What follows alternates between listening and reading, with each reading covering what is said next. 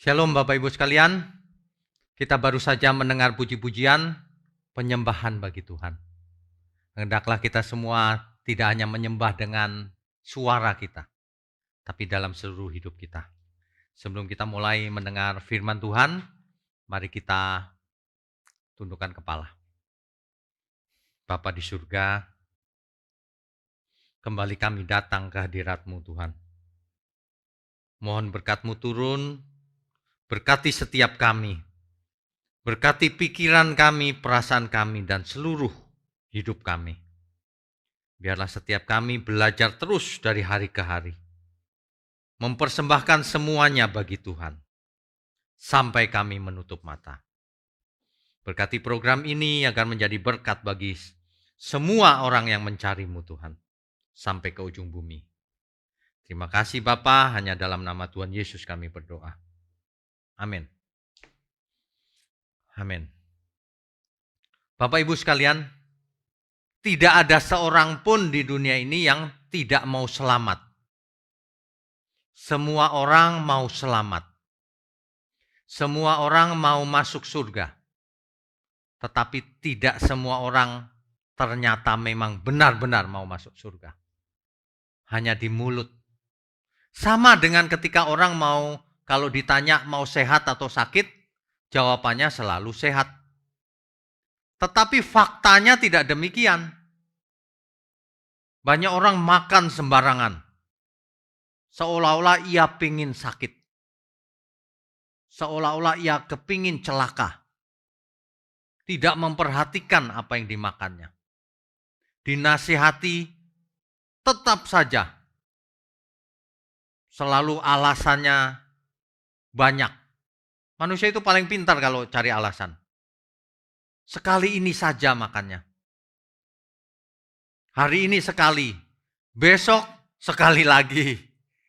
Lusa sekali lagi. Itu namanya bukan sekali-sekali Bapak Ibu. Itu namanya teratur sehari sekali. Ya, ini sebenarnya mencelakakan. Kalau seseorang mau sehat, ia harus bergerak. Hidup menurut kaidah kesehatan. Karena seluruh kaidah itu berlaku baik orang percaya maupun tidak percaya. Tuhan menciptakan tatanan untuk semua orang. Jangan pernah berpikir kalau orang percaya dapat dispensasi. Dapat hak istimewa, boleh hidup sembarangan tapi dilindungi Tuhan. Ini terbalik loh. Justru kalau kita percaya kita harus jadi teladan. Tidak boleh hidup sembarangan, malah jadi sandungan nanti. Ya. Mau selamat juga demikian. Aku mau Tuhan. Lah kalau mau, kejar itu. Cari caranya bagaimana. Apa benar kita tidur, makan, tidur, bisa selamat? Karena Tuhan Yesus mati di kayu salib. Baca Alkitab. Cari apa yang harus kulakukan Tuhan. Untuk menyambut anugerah-Mu. Banyak orang hidup di dunia ini gak berkualitas hidupnya. Bukan soal kaya miskin ya, bukan. Soal apakah hidup bersama Tuhan atau tidak. Ketika seseorang hidup tidak bersama Tuhan, sekaya apapun dia, nothing. Itu sia-sia. Makanya kalau ada istilah kafir, kafir itu artinya sia-sia. Kafir itu artinya useless. Tidak berguna. Mengapa? Karena tidak bertuhan. Demikian juga orang yang merasa bertuhan. Jangan-jangan kafir. Perasaannya saja yang bertuhan. Tuhannya siapa? Jangan-jangan bukan Tuhan itu. Atau orang yang sudah mengenal Tuhan secara teori. Tapi prakteknya tidak dilakukan. Mau ke surga tapi tidak mau melakukan perintah Tuhan. Itu namanya mencelakakan diri. Mau baca Alkitab tapi pilih-pilih ayat. Yang ayat tidak suka tidak dibaca. Yang suka dibaca, dirangkai-rangkai. buat pengertian sendiri yang menyenangkan telinga, menyenangkan hati. Bagaimana hal begini bisa menyelamatkan banyak orang? Malah menyesatkan pikiran orang. Kalau mau selamat, bagaimana ya Tuhan sebenarnya? Apakah benar kalau Tuhan mati di kayu salib lalu aku tidak usah belajar, tidak usah berbuat baik, tidak usah ke gereja, asal aku mengaku percaya dengan mulut lalu aku selamat? Apakah begitu? Sumbernya cuma satu, Alkitab. Kalau seseorang pakai pikirannya sendiri, jawabannya bisa macam-macam. Aku harus baik mengumpulkan pahala. Nah, itu pikiran sendiri itu. Kita harus tanya Tuhan, sebenarnya bagaimana Tuhan? Untuk itulah Alkitab diadakan. Supaya kita bisa tanya ke Alkitab juga. Selain tentu saja bergaul dengan Tuhan. Alkitab punya lebih dari satu. Ada bahasa Indonesia, ada bahasa Inggris, ada di handphone, ada di iPad, ada di komputer, tapi tidak pernah dibaca. Di rumah bukunya banyak, berak-rak, tapi tidak pernah dibaca. Di rumah ada vitamin, ada macam-macam, tapi tidak pernah dimakan. Ini kebiasaan banyak orang itu seperti itu. Hanya membayangkan ia mau hidup benar, tapi tidak dilakukannya. Ya, bagaimana sebenarnya proses keselamatan itu? Semua orang kan ingin selamat, bukan? Kita baca dulu Roma 5 ayat 8. Roma pasal 5 ayatnya yang ke-8.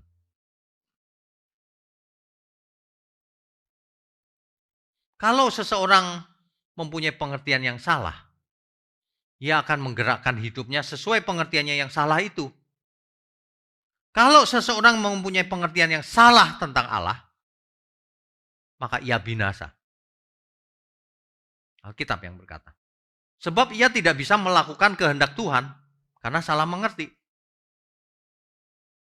Banyak orang menyangka kalau menguasai Alkitab lalu bisa masuk kerajaan surga.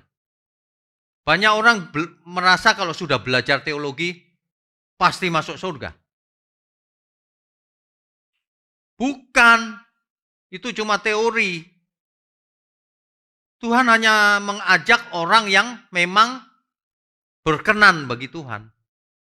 Berkenan itu artinya hidupnya menyenangkan Tuhan. Itu arti berkenan. Ya. Jangan merasa berkenan. Faktanya berkenan enggak? Yang penting itu fakta. Coba kita baca dulu Roma 5 ayat 8. Roma pasal 5 ayatnya yang ke-8. Akan tetapi Allah menunjukkan kasih-Nya kepada kita oleh karena Kristus telah mati untuk kita. Ketika kita masih berdosa. Jadi tidak ada seorang pun bisa selamat tanpa Kristus. Ketika kita masih berdosa, Tuhan sudah mati buat kita. Jadi yang memulai keselamatan itu Tuhan. Jadi keselamatan itu anugerah. Sebab kita harusnya binasa tapi ditebus oleh Tuhan. Ketika kita masih berdosa. Itu arti sola gratia. Keselamatan karena anugerah. Itu maksudnya. Keselamatan cuma-cuma. Maksudnya itu kita masih berdosa dikasih cuma-cuma penebusan.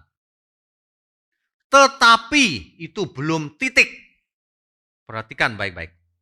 Itu belum titik. Itu baru koma. Jangan berhenti sampai di situ lalu merasa selamat. Ini ceritanya masih panjang.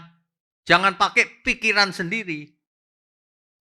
Jangan suka nyontek teolog yang terdahulu.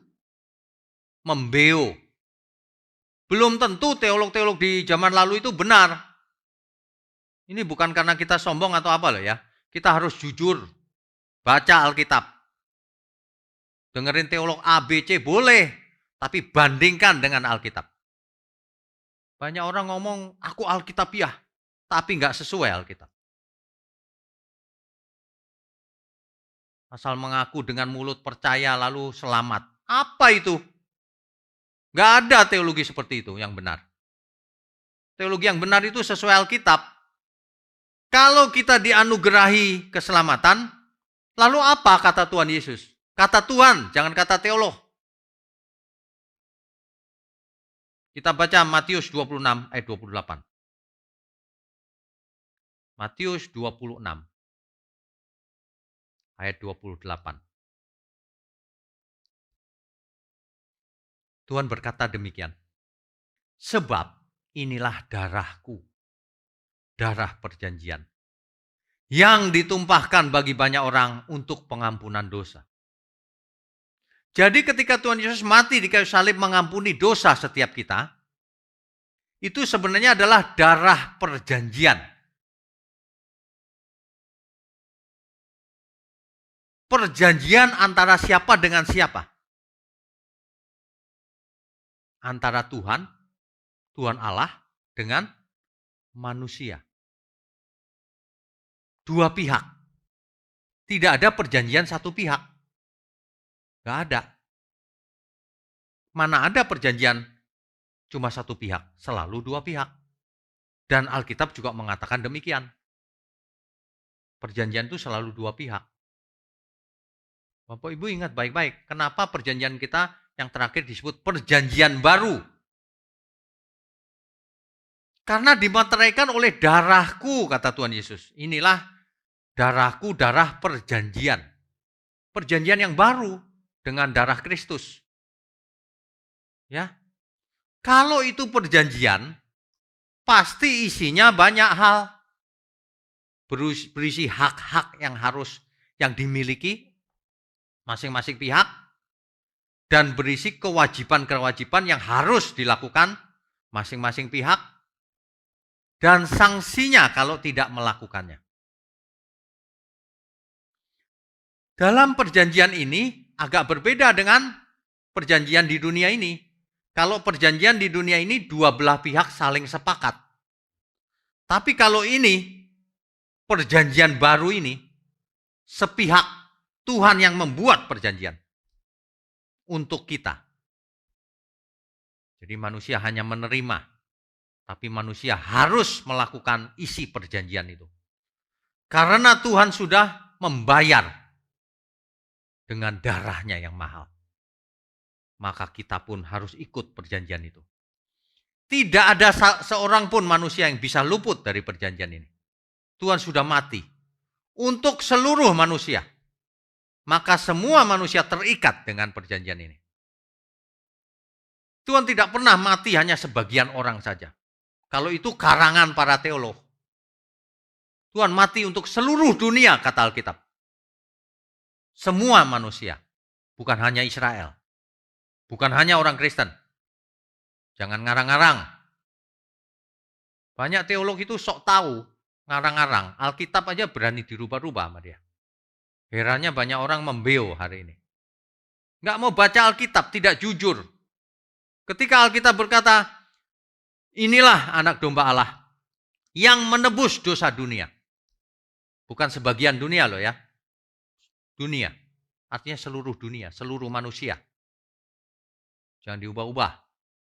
Saya sudah tahu tuh kalau teolog suka mengubah-ubah tuh gini. Seluruh dunia itu maksudnya ya Pak, seluruh dunia orang yang percaya. Karangan-karangan begitu itu banyak di dunia teologi. Bapak Ibu itu ya, kita itu manusia biasa, jangan sok tahu. Alkitab itu harus dipelajari dengan jujur, terima apa adanya. Karena Alkitab tidak bisa salah. Teolog bisa salah. Bahkan kebanyakan salah. Cuma merasa benar. Kalau dibandingkan Alkitab, jelas salah. Ya, kita lanjutkan ya. Jadi ada perjanjian yang dibuat oleh Tuhan sendiri, yang berlaku bagi semua manusia. Tuhan yang memulai proyek keselamatan, mati di kayu salib. Inilah darahku, darah perjanjian. Nah, barulah perjanjian ini apa maksudnya. Kita baca dulu Roma 5 ayat 19. Di ayat yang sama, di kitab yang sama, ayat yang ke-19. Roma 5 ayat 19. Jadi sama seperti oleh ketidaktaatan satu orang, semua orang telah menjadi orang berdosa. Siapa satu orang itu? Adam. Demikian pula oleh ketaatan satu orang, semua orang menjadi orang benar. Siapa satu orang? Yesus. Tidak ada juru selamat selain Tuhan Yesus. Sepanjang sejarah dunia ini, tidak ada seorang pun yang jadi Mesias selain Tuhan Yesus. Tidak ada seorang pun yang punya gelar Kristus. Tidak ada seorang pun yang disebut Al-Masih kecuali Kristus. Tidak ada. Ya, sepanjang sejarah. Dan itu dibuktikan dengan kematian dan kebangkitannya. Semua orang mati. Seluruh nabi-nabi mati. Tokoh-tokoh agama mati. Cuma Yesus yang hidup. Kenapa? Karena ialah Tuhan. Tidak ada yang bisa bangkit sendiri tanpa. Yang lain bangkit tapi mati lagi. Lazarus dibangkitkan Tuhan, ya, tapi mati lagi. Tapi Yesus bangkit tidak pernah mati lagi. Karena ia Tuhan kembali ke surga. Amin ya.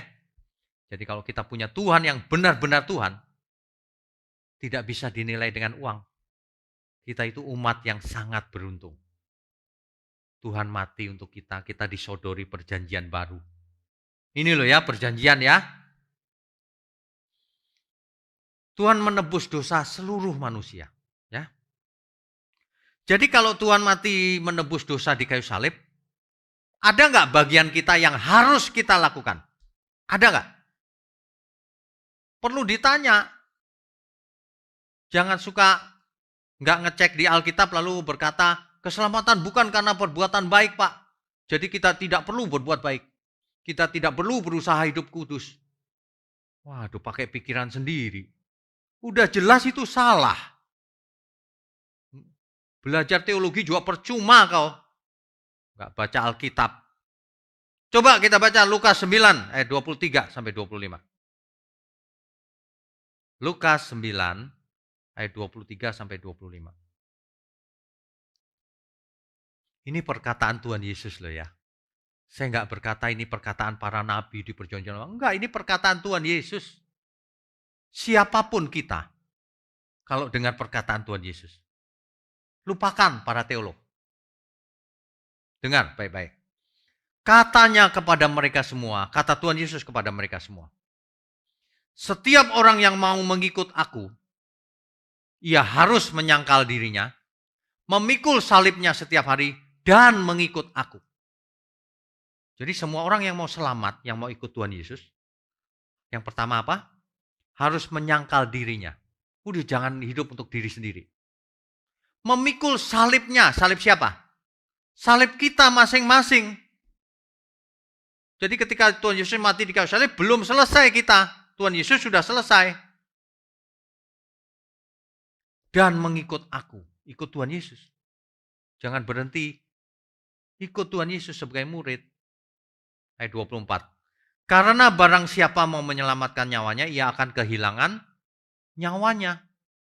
Tetapi barang siapa kehilangan nyawanya karena aku, ia akan menyelamatkannya. Apa gunanya seorang memperoleh seluruh dunia tetapi ia membinasakan atau merugikan dirinya sendiri? Bapak Ibu, ironinya ya, di dunia ini banyak sekali orang yang mengejar kekayaan, mengejar kekuasaan, mengejar kesuksesan dunia. Tapi ia akan kehilangan nyawanya. Karena semua itu dikejar untuk dirinya sendiri. Karena semua itu dikejar hanya untuk dirinya sendiri. Ya. Jadi ketika Tuhan Yesus mati di kayu salib, masih ada lanjutannya. Justru proyeknya baru diketok sama Tuhan. Kau kutebus. Karena itu, nah ini dia isi perjanjiannya itu apa? Apa bagian manusia? Jangan merasa sudah selamat. Gampang bener ngomong. Udah dibaptis sekali selamat tetap selamat.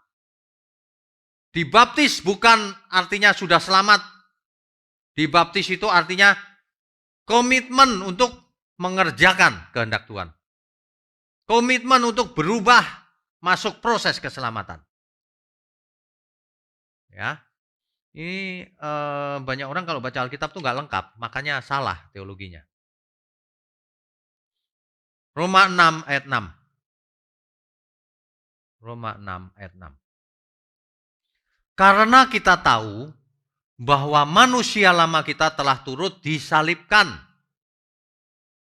supaya tubuh dosa kita hilang kuasanya, agar jangan kita menghambakan diri lagi kepada dosa.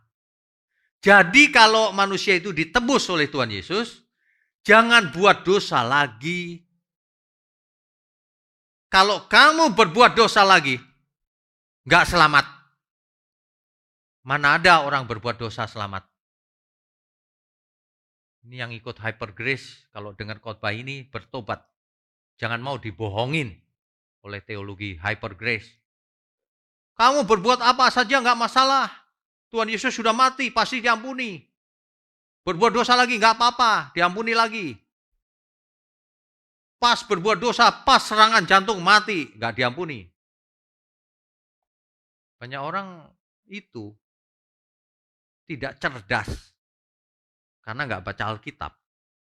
Sesungguhnya manusia lama kita harus disalibkan. Konsekuensi kalau Tuhan Yesus mati di kayu salib, kita pun harus mati di kayu salib kita. Manusia lama kita harus disalibkan. Perjanjian baru ini, apa yang Tuhan Yesus lakukan, kita harus lakukan. Dua pihak. Tuhan datang itu memberi contoh, teladan. Begini loh, hidup itu seharusnya sebagai anak Allah. Begini loh, iman yang benar itu. Begini loh, filosofi yang benar itu. Sama, kita harus seperti itu. Kalau mau jadi pengikut Tuhan Yesus. Kalau tidak mau ya ditanggung sendiri risikonya. Roma 8 ayat 12. Roma 8 ayat 12. Jadi saudara-saudara, kita adalah orang berhutang.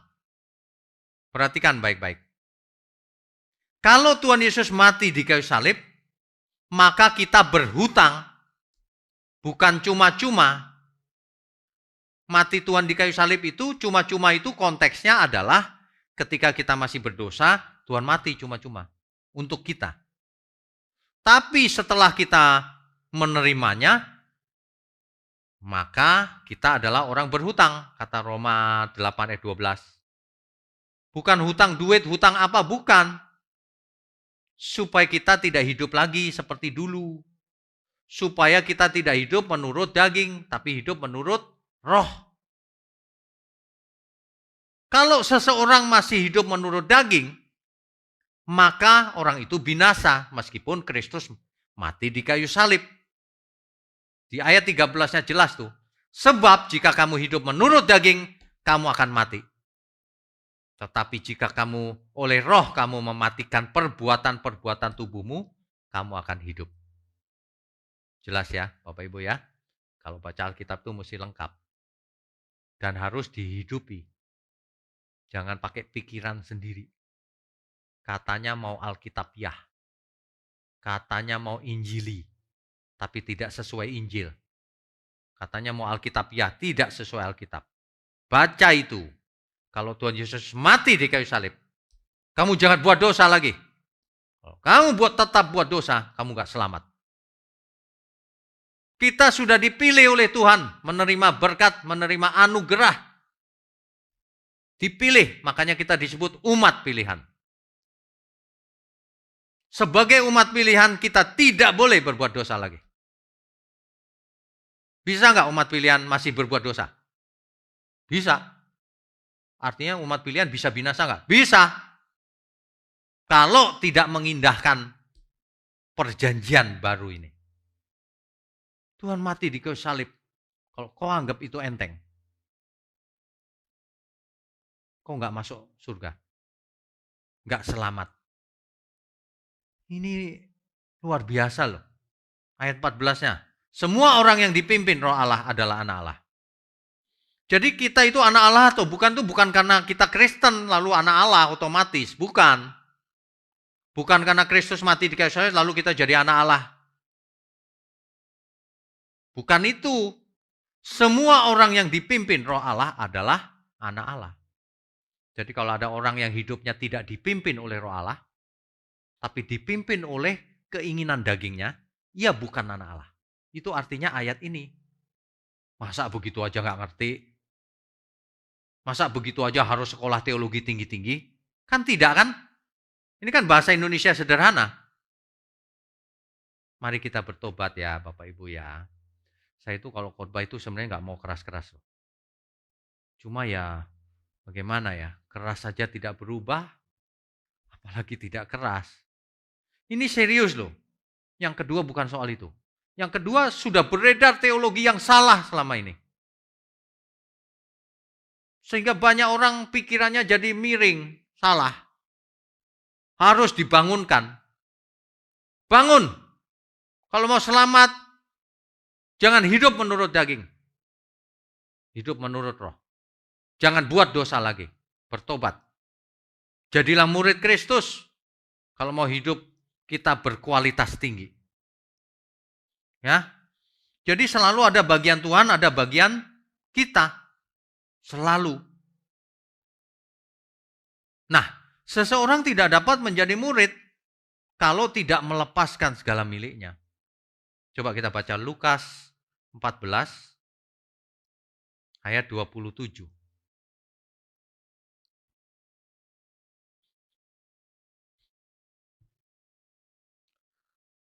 Barang siapa tidak memikul salibnya dan mengikut aku, ia tak dapat jadi muridku. Jadi murid Tuhan Yesus tidak bisa kalau tidak memikul salib dan melepaskan segala miliknya. Ayat 33. Demikian pula lah tiap-tiap orang di antara kamu yang tidak melepaskan dirinya dari segala miliknya tidak dapat jadi muridku. Kalau orang masih memiliki ini, pelit dan sebagainya, tidak dapat jadi muridku. Karena jadi murid Tuhan itu menjadi sumber berkat. Banyak orang itu pelitnya minta ampun. Sudah kaya masih pelit. Yang begitu pasti ke neraka. Pasti. Kata firman Tuhan. Bukan kata saya ya. Jangan salah mengerti ya. Kalau firman Tuhan yang berkata, wah kita takut. Kalau manusia itu pelit, bagaimana ia bisa jadi murid Yesus? Tidak bisa. Ya, jangan sekali-kali pelit. Pelit ini penyakit umum.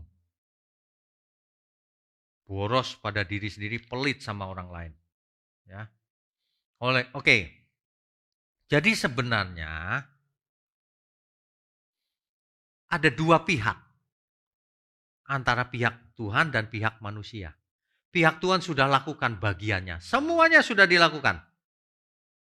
Pihak manusia ya kita ini harus kita lakukan sampai kita mati.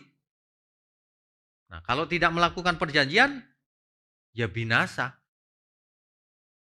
Perjanjian baru yang diadakan oleh Tuhan, itu dimateraikan oleh darah Yesus. Dengan darah. Ya, jadi jangan main-main. Tuhan tidak pernah main-main. Filipi 2 ayat 12. Filipi 2 ayat 12.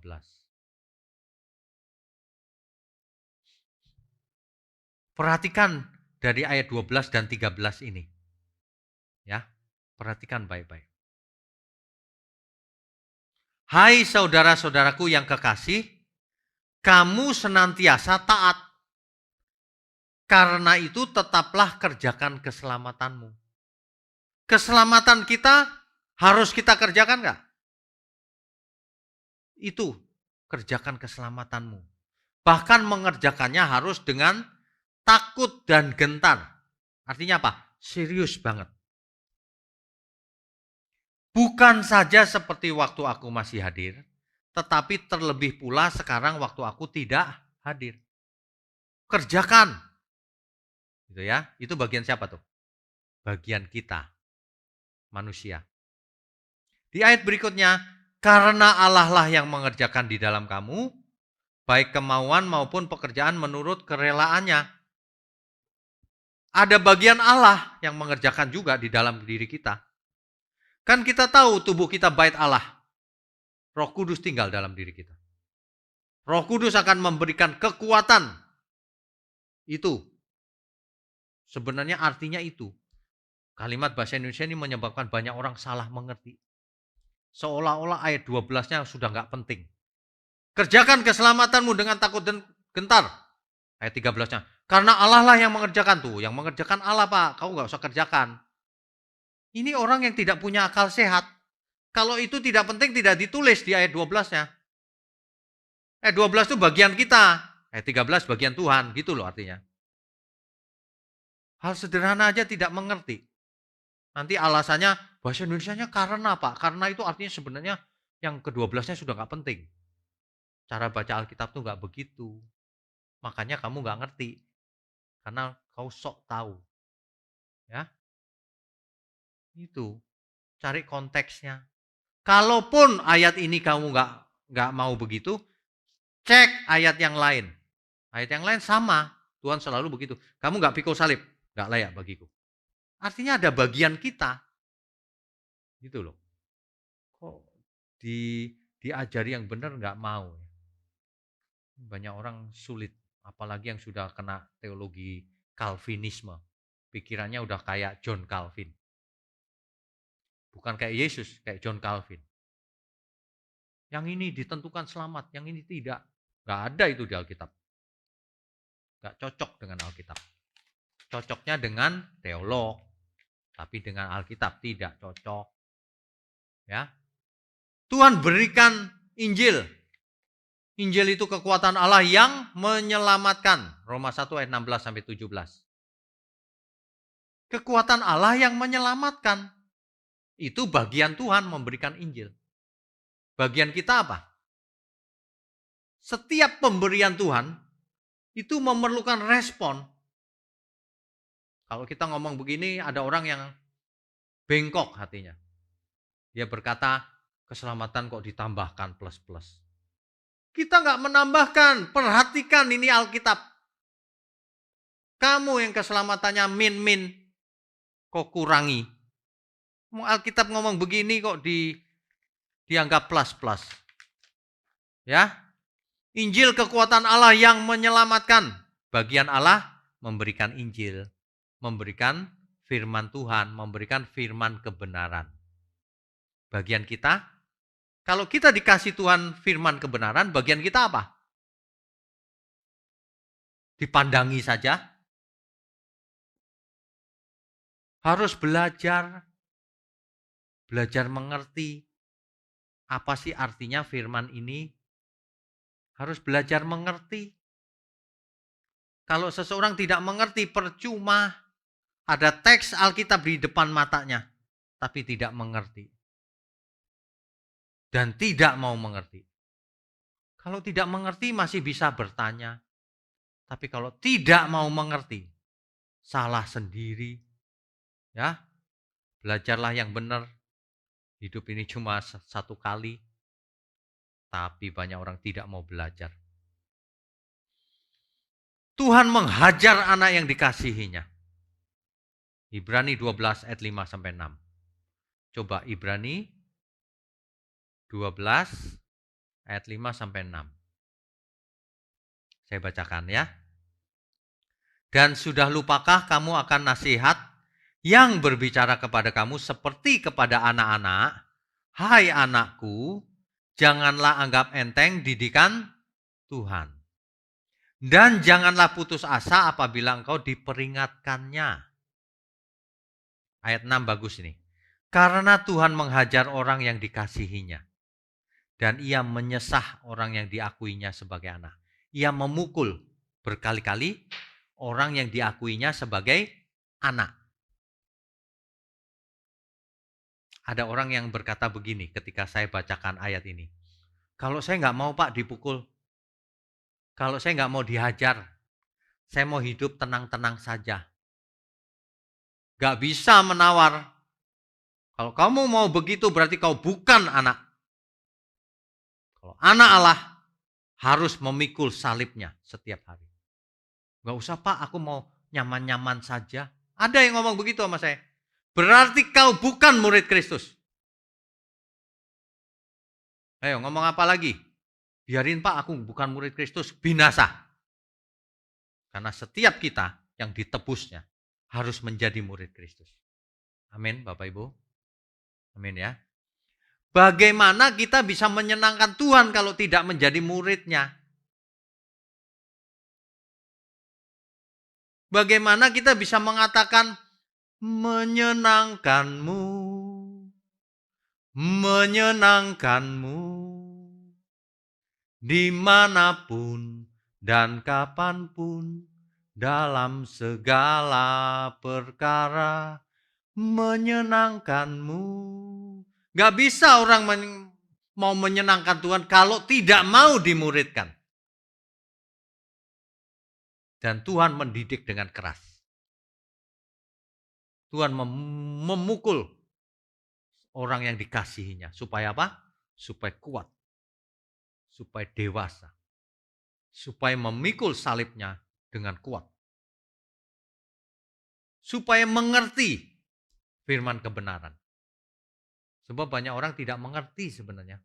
Jadi Kristen modelnya ya begitu-begitu aja tuh. Ngusir setan pakai garam.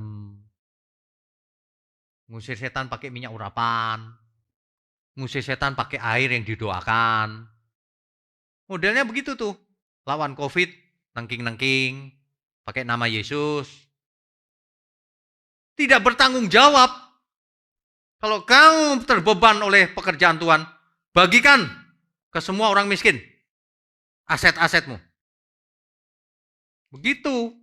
Menengking-nengking minta duit lagi akhirnya. Ini bukan hamba Tuhan. Hamba Tuhan tuh gak begitu. Hamba Tuhan tuh terbeban. Siapa yang tidak bisa makan, kita harus beri makan. Harus. Ya. Jangan buat modus di gereja. Ini gereja Tuhan. Jangan bikin main-main di gereja. Kasih perpuluhan, nanti kau dibalas Tuhan. Berhenti main-main seperti itu. Banyak doa, banyak berkat. Gak pernah doa, gak pernah berkat. Ya benar juga, tetapi hidup yang benar harus. Jangan banyak doa minta berkat, tapi hidupnya gak benar.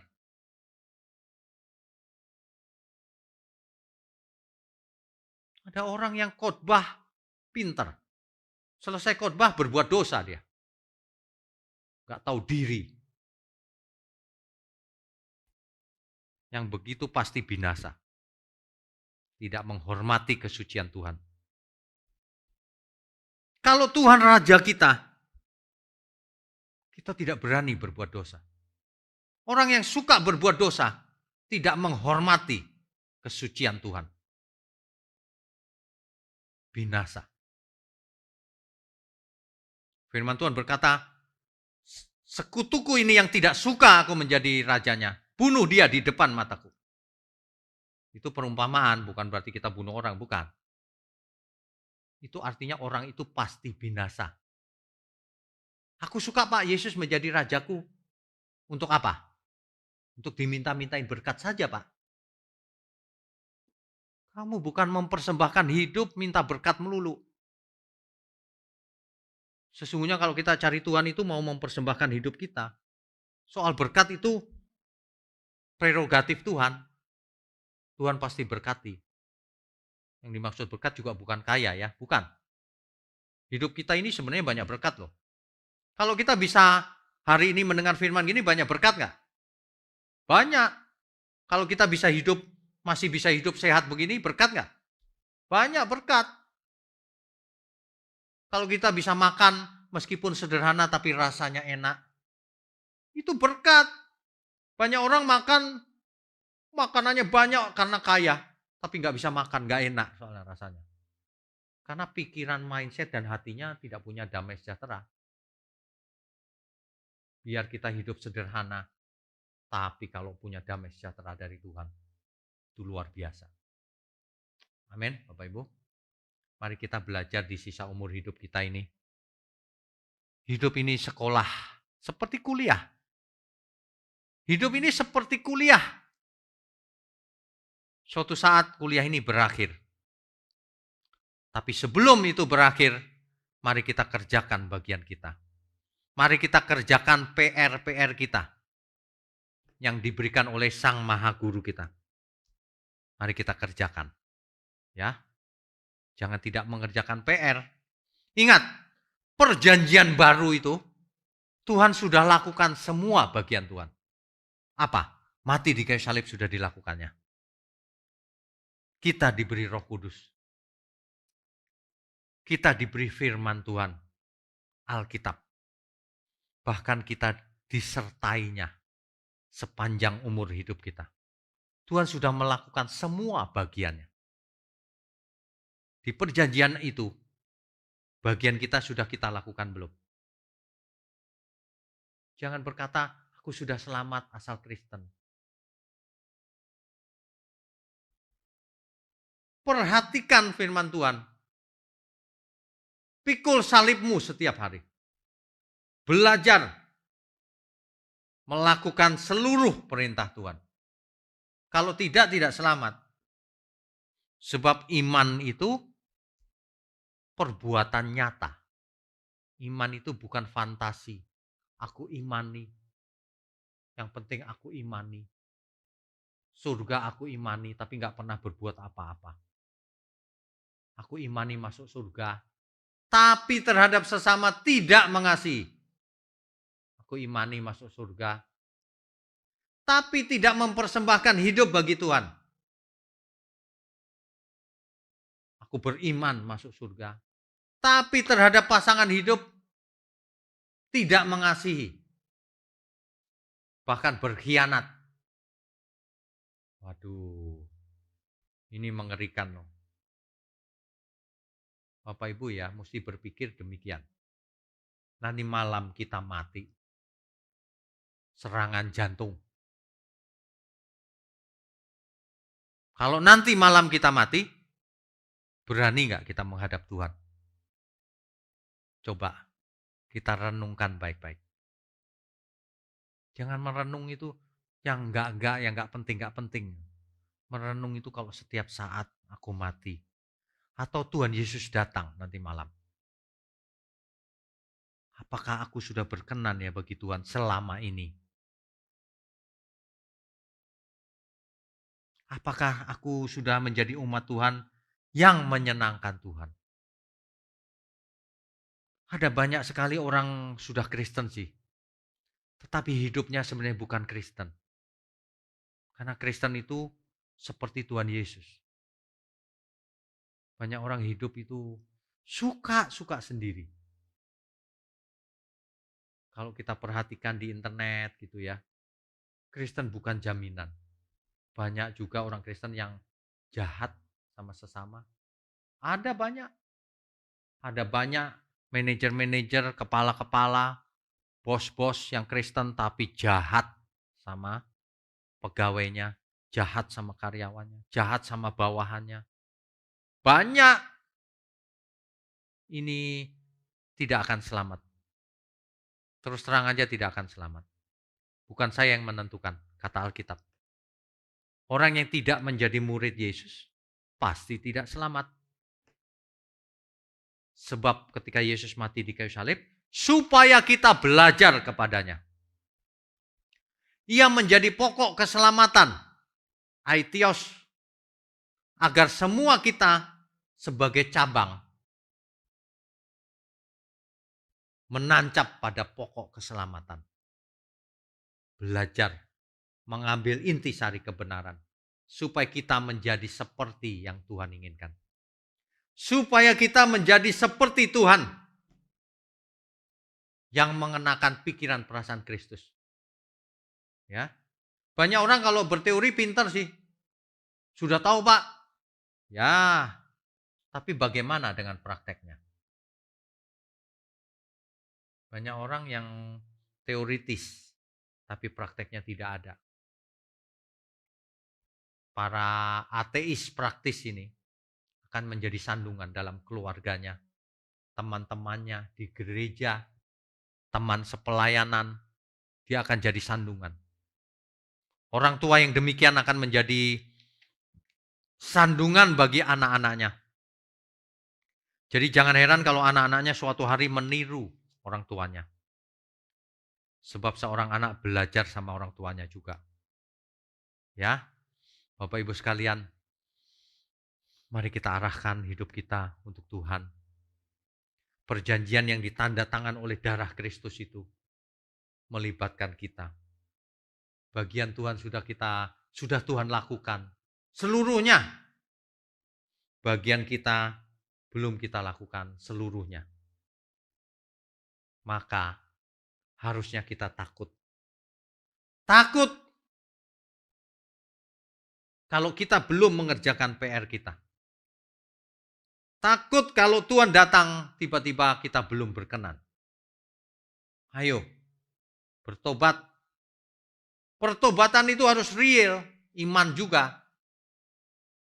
Bapak Ibu yang punya hutang, bayar. Kecuali tidak bisa bayar. Kalau tidak bisa bayar itu cerita lain, bukan? Kalau tidak bisa bayar ya sudah, namanya juga tidak bisa. Tapi kalau bisa bayar, bayar. Kalau saya khotbah begini marah orang-orang. Sudah diampuni Pak, gak usah bayar katanya. Enak bener. Ada orang yang menipu temannya sendiri zaman dulu. Cukup besar. Ya. Tapi suatu hari si penipu ini bisnisnya sukses. Dia menjadi besar. Kaya. Tapi tetap tidak bayar loh. Kira-kira murid Kristus atau murid setan itu? Tapi rajin ke gereja. Coba bayangkan. Kalau sudah mampu, bayar. Alkitab ada contohnya. Zakius itu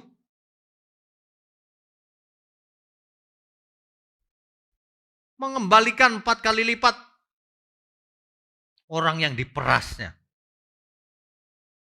Karena ia mampu mengembalikan. Kecuali ia bangkrut, ya nggak usah. Tapi banyak orang sudah kaya raya, dulunya nipu, tapi tetap tidak mau bayar. Waduh. Sebaliknya kalau memang tidak punya apa-apa ya nggak masalah.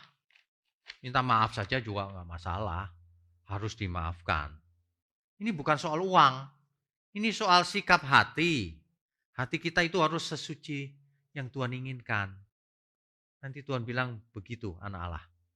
Itu. Jangan bisa bayar tapi nggak bayar. Salah pun tidak minta maaf. Binasa kau. Zaman sekarang COVID. Setiap orang bisa mati mendadak. Jangan terlalu yakin hidup akan panjang. Kita tidak tahu. Dalam bahasa Inggris ada satu statement, don't push your luck. Jangan merasa, aku masih untung, masih lama, umurku masih lama. Lama-lama. Banyak orang itu sebenarnya tidak check up, bukan? Kapan terakhir kita check up? Kan kita males ya disuruh check up ya. Jangan-jangan jantungnya udah tinggal 95% mampetnya. Nanti malam mati itu. Kalau kita mati mendadak, waduh. Kita harus bereskan semuanya dalam perjanjian baru itu. Apakah kita sudah lakukan bagian kita atau belum? Jangan mati dulu kalau belum melakukan bagian kita. Alkitab sudah kasih contoh loh. Orang kaya yang hidup sia-sia itu. Di alam maut ia kesakitan. Di alam maut ia pengen memberitahu saudara-saudaranya supaya tidak seperti dirinya. Tapi sudah tidak bisa. Setiap orang yang hidup tidak ada alasan. Sudah ada hamba-hamba Tuhan yang menyampaikan firman Tuhan. Sudah ada Alkitab. Sudah ada contoh-contoh di dunia ini. Kalau tidak mau bertobat, ya memang kau tidak mau bertobat. Berarti kau memilih binasa. Tapi kalau mau bertobat, ayo kita bertobat. Tangan Tuhan selalu terbuka. Keselamatan dibuka oleh semua orang. Bagi semua orang. Keselamatan terbuka lebar bagi mereka yang mau selamat. Siapapun, apapun dosanya. Bahkan seorang pelacur pun bisa mendahului para tokoh agama masuk kerajaan surga. Yang berkata ini Tuhan Yesus. Karena mereka bertobat. Ini sangat melegakan loh. Dosa apapun tidak dihitung loh sama Tuhan.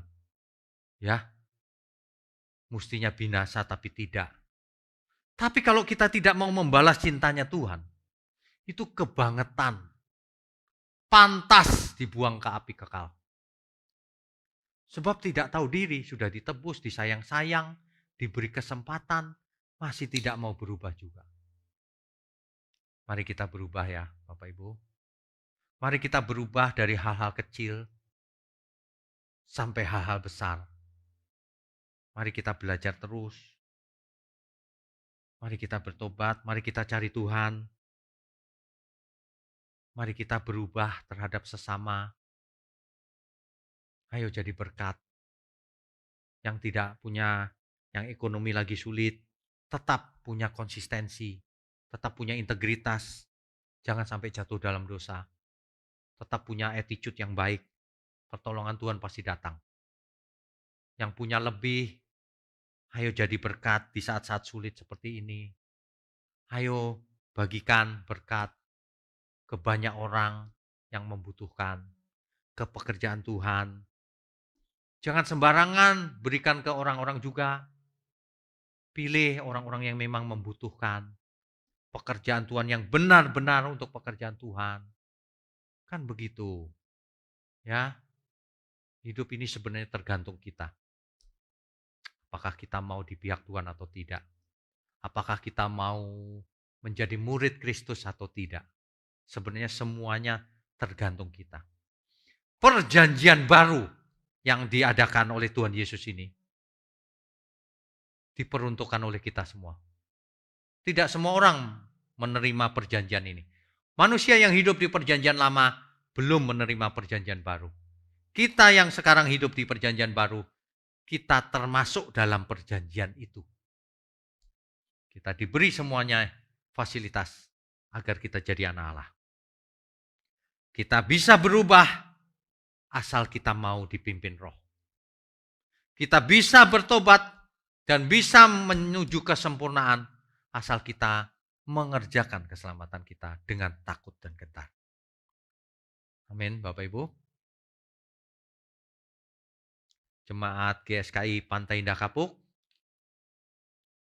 sudah tidak terasa kita sudah 1 bulan lebih ya tidak ibadah secara fisik ya. Kita sedang renovasi dan meskipun renovasinya selesai mungkin belum ibadah fisik ya Bapak Ibu ya. Jadi pastikan Bapak Ibu mengikuti ibadah kita maupun pendalaman Alkitab atau apapun bentuknya online terus Bapak Ibu. Jangan sia-siakan fasilitas teknologi yang ada. Fasilitas online ini sangat membantu. Bayangkan kalau tidak ada online. Bapak Ibu di rumah makan tidur, makan tidur, makan tidur. Terus begitu, makan tidur, makan tidur. Makin lama makin malas. Lalu lupa semuanya. Sekarang disediakan online, itu pun untuk kemuliaan Tuhan. Ya, mari kita berubah. Gunakan seluruh hidup kita agar efektif. Itulah arti melayani Tuhan. Amin ya. Baik, seluruh umat Tuhan dimanapun berada, ikuti terus program kami di channel YouTube GSKI Pantai Indah Kapuk. Pastikan Bapak Ibu mengikuti semua program kami, baik yang di Facebook, Instagram, di YouTube, atau berbagai bentuknya yang lain. Supaya Bapak Ibu juga bisa menjadi berkat bagi sesama di saat-saat seperti ini. Ketika Bapak Ibu memforward khotbah ini, memberitahukan, menginformasikan ke teman-teman, ke saudara, itu juga sudah berbuat untuk Tuhan. Artinya membagikan kebenaran. Amin ya. Jadi Bapak Ibu dengan jempol saja sudah bisa berbuat baik dalam hal ini. Melayani Tuhan. Lakukan semuanya untuk Tuhan. Sudah jangan punya pikiran negatif apapun. Kalau ada yang membicarakan negatif, lupakan. Karena kita tidak mau pikiran kita dicemari oleh hal-hal yang negatif. Kita mau memfokuskan pikiran, perasaan, hidup kita hanya untuk Tuhan. Amin. Amin. Amin Bapak Ibu. Kiranya firman Tuhan ini membukakan pikiran banyak orang. Membuat manusia mengalami pencerahan yang sesungguhnya. Baik, Bapak Ibu sekalian, saya himbau Bapak Ibu semakin hari harus semakin rajin belajar firman. Harus semakin rajin praktek. Ayo coba dari hal yang paling kecil ya. Mengalah aja deh. Coba kita mengalah ke kiri, ke kanan. Diam saja deh, meskipun kita benar kita diam saja. Disalah-salahin diam saja. Coba belajar dari hal kecil. Ya, jangan banyak berteori. Baik, sebelum kita sudahi, mari kita berdoa. Bapa yang di surga, pagi ini kami mendengar firman-Mu dan kami diingatkan bahwa kami masuk ke dalam perjanjian yang Engkau buat. Perjanjian baru yang dimateraikan oleh darah-Mu sendiri Tuhan. Ajari kami terus untuk memikul salib kami setiap hari, setiap saat. Ajari kami terus agar kami dimuridkan di dalam kebenaran firman-Mu. Ajari kami untuk kami menjadi murid Tuhan Yesus, kuliah selama kami hidup. Terima kasih ya Bapa.